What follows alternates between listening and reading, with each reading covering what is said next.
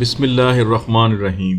حضرت ابو ہریرہ رضی اللہ تعالیٰ عنہ سے مروی ہے کہ حضور نبی اکرم صلی اللہ علیہ وسلم نے فرمایا، جہنم میں داخل ہونے والوں میں سے دو آدمی زور زور سے چلانے لگیں گے، اللہ حکم دے گا کہ ان دونوں کو نکالو۔ انہیں نکالا جائے گا تو اللہ تعالیٰ ان سے پوچھے گا، تم لوگ اتنا کیوں چیخ رہے تھے؟ وہ کہیں گے، ہم نے یہ اس لیے کیا تاکہ تو ہم پر رحم فرمائے۔